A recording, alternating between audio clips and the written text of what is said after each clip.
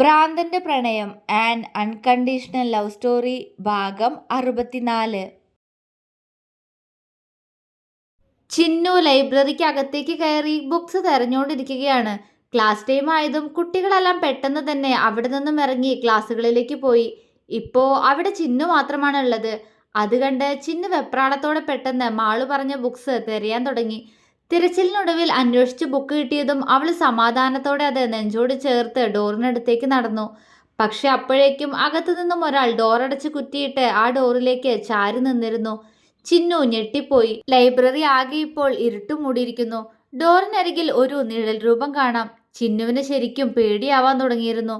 ഒറ്റപ്പെട്ടു പോകുമ്പോൾ ഒരുപക്ഷെ ഏതൊരു പെണ്ണും ഇങ്ങനെയായിരിക്കും. ആരാത്? ഡോറ് തുറക്ക്. ധൈര്യം സംഭരിച്ച അവൾ എങ്ങനെയോ പറഞ്ഞൊപ്പിച്ചു. പക്ഷെ ആ നിഴൽ രൂപത്തിന്റെ അടുത്തു നിന്നും മറുപടി ഒന്നും ലഭിച്ചില്ല. അവൻ അവളുടെ മുന്നിലേക്ക് നടന്നു.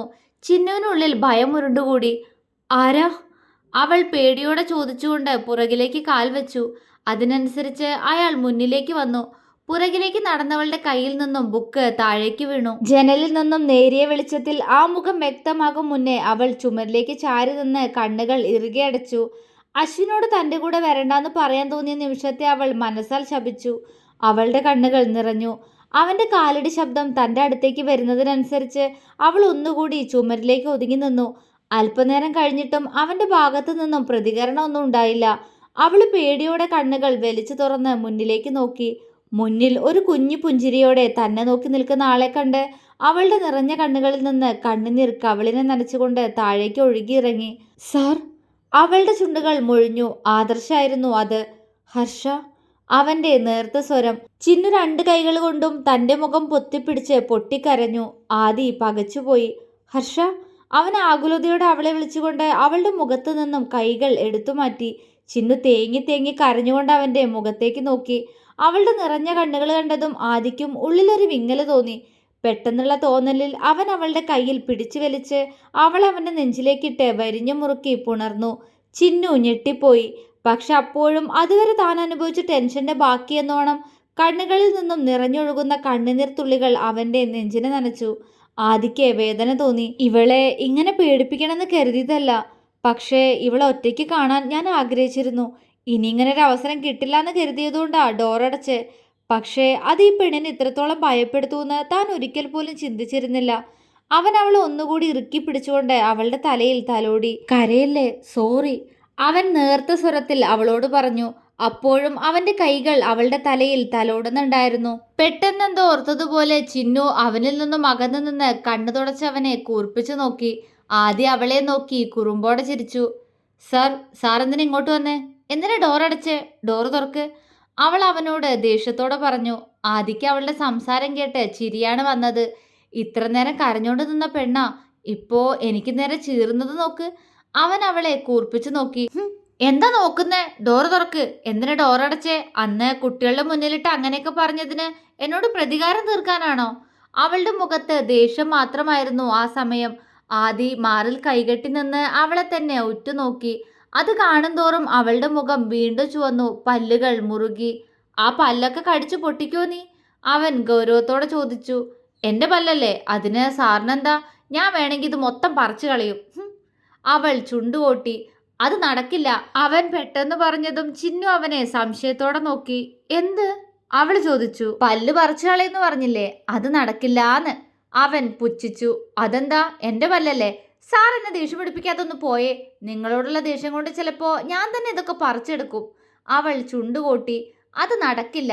എൻ്റെ കുട്ടികളുടെ അമ്മയ്ക്ക് ഇത്ര ചെറുപ്പത്തിലേ പല്ലില്ല എന്ന് പറയുന്നത് എനിക്ക് നാണക്കേടാ. അവൻ കള്ളച്ചിരിയോടെ പറഞ്ഞു. ആയിക്കോട്ടെ, നിങ്ങളുടെ കുട്ടികൾക്ക് നാണക്കേടായ എനിക്ക്.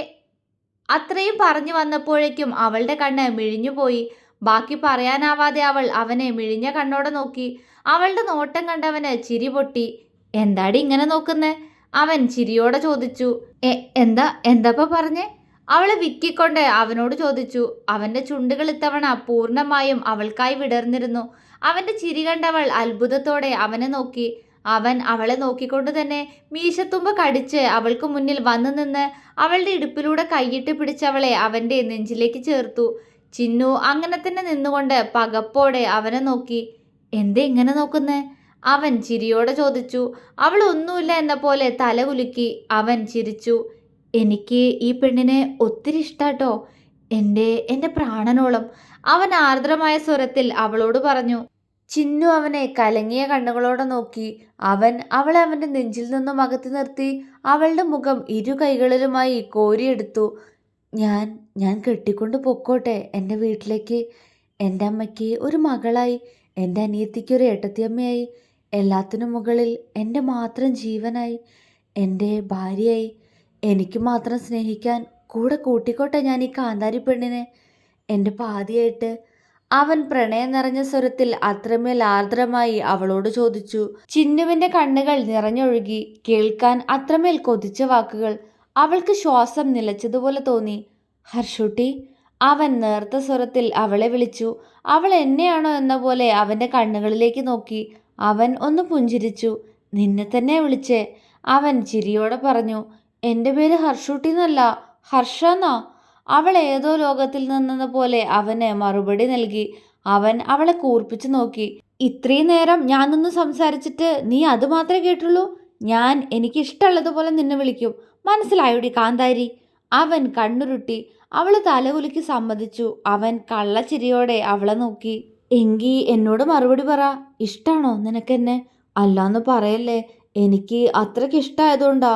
അവന്റെ സ്വരം ഇടറി തുടങ്ങിയിരുന്നു. ചിന്നുവിന് സന്തോഷം കൊണ്ട് തുള്ളിച്ചാടാൻ തോന്നി. അവനോട് വാ തുറന്നൊന്നും പറയാൻ പറ്റാത്തതുപോലെ. പക്ഷെ അവളുടെ മൗനത്തിൽ മുന്നിൽ നിൽക്കുന്നവന്റെ ഹൃദയം അതിവേഗം മിടിക്കാൻ തുടങ്ങിയിരുന്നു. എന്നെ ഇഷ്ടമല്ലാന്ന് പറയല്ലേ ഹർഷൂട്ടി? എന്നെ നോക്കുന്ന നിന്റെ കണ്ണില് പ്രണയം തന്നെയല്ലേ? അതേന്ന് പറയേ. അവന്റെ ഹൃദയം പേടിയോടെ അവളോട് പറഞ്ഞു. മറുപടി പറഞ്ഞില്ല. അവൻ വിറയ്ക്കുന്ന സ്വരത്തോടെ വീണ്ടും ചോദിച്ചു. അവന്റെ ശബ്ദം വീണ്ടും കേട്ടപ്പോഴാണ് അവൾ സ്വപ്നലോകത്തിൽ നിന്ന് ഇറങ്ങി വന്നത്. അവൾ അവന്റെ മുഖത്തേക്ക് നോക്കി. ടെൻഷൻ കാരണം അവന്റെ മുഖം ആകെ ചുവന്നിരിക്കുന്നു, ശരീരം വിയർത്തിരിക്കുന്നു. അവൾ പെട്ടെന്ന് അവനിൽ നിന്ന് അകന്നു നിന്ന് അവനെ കൂർപ്പിച്ചു നോക്കി. അവൻ അവളിൽ നിന്ന് നോട്ടം മാറ്റിയതേയില്ല. പെട്ടെന്ന് അവളുടെ ചുണ്ടിന്റെ കോണിൽ ഒരു പുച്ഛം കലർന്നു. അത് അവൻ വ്യക്തമായി തന്നെ കണ്ടിരുന്നു. ഹർഷ, അവൻ വിളിച്ചു. എന്താ പറഞ്ഞേ? സാറിന് എന്നോട് പ്രണയാണെന്നോ? അവൾ ദേഷ്യത്തോടെ ചോദിച്ചു. അവൻ നേർത്ത സ്വരത്തിൽ മൂളി. അവൾ അവനെ പുച്ഛത്തോടെ നോക്കി. ഇത് ഞാൻ വിശ്വസിക്കണല്ലേ? അന്ന് ഞാൻ നിങ്ങളോട് ക്ലാസ്സിൽ വെച്ച് ഷൗട്ട് ചെയ്ത ദേഷ്യം ഇങ്ങനെ ഒരു കള്ളം പറഞ്ഞ് എന്നോട് തീർക്കാന്ന് കരുതിയോ? ഞാൻ അതിൽ വീഴൂന്ന് കരുതിയോ? അതിനാണോ ഈ നാടകം? അവൾ ദേഷ്യത്തോടെ ചോദിച്ചതും അവന്റെ മുഖം വാടിപ്പോയി. എനിക്കെന്തിനാ നിന്നോട് ദേഷ്യം? ഒരു ദേഷ്യവും ഇല്ല. സത്യം, ശരിക്കും ഇഷ്ടായിട്ടാ. ഒരു അധ്യാപകനായിട്ടും എൻ്റെ സ്ഥാനം പോലും നോക്കാതെ ഞാൻ നിന്നോട് എൻ്റെ മനസ്സിങ്ങനെ തുറന്നിട്ടും എന്നെ ഇങ്ങനെ അവിശ്വസിക്കില്ല ഹർഷ. അവന്റെ സ്വരം ഇടറി. ചിന്നുവിന് ഉള്ളിലൊരു കുഞ്ഞു നോവ് തോന്നിയെങ്കിലും രാവിലെ അവൻ തന്നോട് ദേഷ്യപ്പെട്ടത് ഓർക്കവേ അവൾ ചുണ്ടുകൊട്ടി. ആ നിമിഷം അവന്റെ പരിഭവം കൊണ്ട് വീർത്ത മുഖം കാണാൻ അവൾക്ക് ആഗ്രഹം തോന്നി. എനിക്ക് സാറിനോട് അങ്ങനെ ഒരു ഇഷ്ടം ഇതുവരെ തോന്നിയിട്ടില്ല, ഇനി തോന്നാനും പോണില്ല. എപ്പോഴും എന്നോട് ദേഷ്യപ്പെടുന്ന ആളോട് എനിക്കെങ്ങനെ പ്രണയം തോന്നുന്നേ? അവൾ ഗൗരവത്തിൽ ചോദിച്ചു. നിന്നോട് ദേഷ്യപ്പെട്ടെങ്കിൽ അതിന് നീ തന്നെയല്ലേ കാരണം? അവന്റെ സ്വരം കനത്തു. അതിൽ അവളൊന്ന് ഞെട്ടി. എങ്കിലും അവൾ ചുണ്ടുകൂർപ്പിച്ച് അവനെ നോക്കി. എനിക്ക് അശ്വിനെ ഇഷ്ടം, അവനും തിരിച്ചെന്നോട് ഇഷ്ടാ. അവൾ ഗൗരവത്തോടെ പറഞ്ഞുകൊണ്ട് അവനെ നോക്കി ചുണ്ടുകൊട്ടി മുന്നോട്ട് നടന്നു. അതുവരെ ടെൻഷനോടെ നിന്നവന്റെ മുഖം ആ വാക്കുകളിലൊന്ന് തെളിയുന്നത് അവൾ പകപ്പോടെയാണ് കണ്ടത്. ഇതല്ലല്ലോ ഞാൻ ഉദ്ദേശിച്ച എക്സ്പ്രഷൻ, അവൾ മനസ്സിൽ ചിന്തിച്ചു. പക്ഷെ ഒരു നിമിഷം കൊണ്ട് അവളെപ്പോലും ഞെട്ടിച്ച് അവൻ പെട്ടെന്ന് അവളുടെ കയ്യിൽ പിടിച്ചു വലിച്ച് അവളെ ചുമരിലേക്ക് ചേർത്ത് നിർത്തിയിരുന്നു. ചിന്നു പകപ്പോടെ അവനെ നോക്കി. അവന്റെ മുഖത്ത് ഗൗരവം. എന്താ? അവന്റെ മുഖഭാവം കണ്ടവൾ അല്പം പേടിയോടെ ചോദിച്ചു. നിനക്ക് അശ്വിന് ഇഷ്ടാണോ? അവന്റെ ശബ്ദം കനത്തു. അതെ, അവള് പെട്ടെന്ന് തന്നെ മറുപടി പറഞ്ഞു. നീ അവനെ സ്നേഹിച്ച അപ്പോ അവന്റെ സ്വാതി എന്ത് ചെയ്യും? അവനിൽ അതിവേഗം കുറുമ്പ് കലർന്നു. അടിപൊളി. ഈ ചിന്നു മനസ്സിൽ പറഞ്ഞുകൊണ്ട് അവനെ നോക്കി ഇളിച്ചു കൊടുത്തു. ചിരിക്കണ്ടാട്ടോ, എന്നെ പറ്റിക്കേ വേണ്ട. എനിക്കറിയാം അവനും സ്വാതിയും തമ്മിൽ ഇഷ്ടത്തിലാണെന്ന്. അവൻ കണ്ണുരുട്ടിക്കൊണ്ട് പറഞ്ഞു. ആയിക്കോട്ടെ, എന്നാലും എനിക്ക് ആദിസാറിന് ഇഷ്ടമല്ല, അവൾ വീറോടെ പറഞ്ഞു. ഹർഷൂട്ടി, കാറ്റുപോലുള്ള ശബ്ദത്തിൽ അവൻ വിളിച്ചു. അവൾക്ക് മൂളാതിരിക്കാനായില്ല. സോറി, എല്ലാത്തിനും സോറി പെണ്ണെ.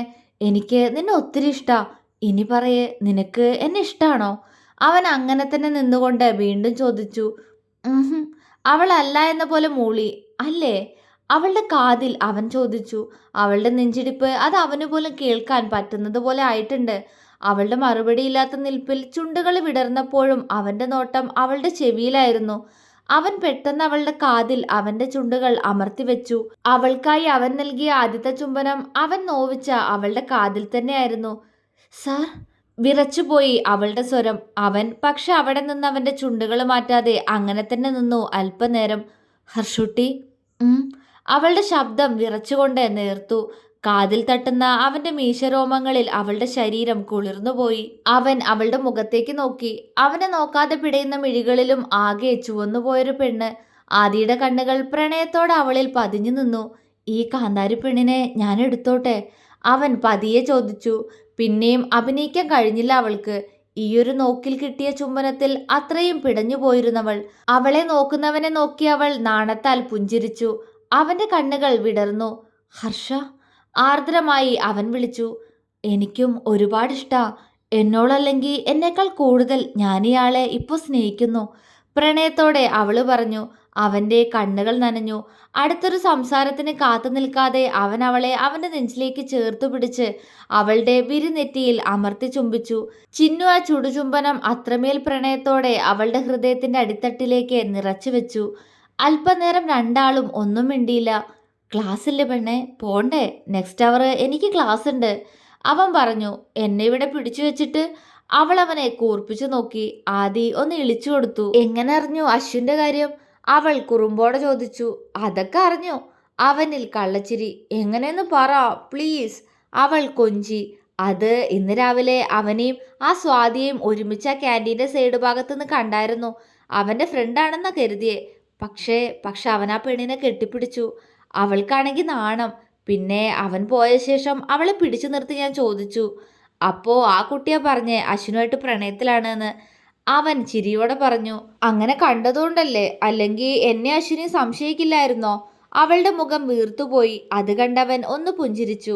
സംശയമൊന്നും അല്ലായിരുന്നടോ, പേടിയായിരുന്നു അവനെങ്ങാനും നിന്നെ സ്നേഹിച്ചു പോവോന്ന്. പിന്നെ നിങ്ങൾ ഒരുമിച്ച് കാണുമ്പോൾ ഒരു കുഞ്ഞ് അസൂയ, അതാ ഇന്നും കാണിച്ചേ, അവൻ കുസൃതിയോടെ പറഞ്ഞു. അവൾ അവൻ്റെ നെഞ്ചിലേക്ക് ഒന്നുകൂടി ഒതുങ്ങി നിന്നു. അവൻ ചിരിയോടെ അവളുടെ നെറുകയിൽ ചുണ്ടമർത്തി. തുടരും.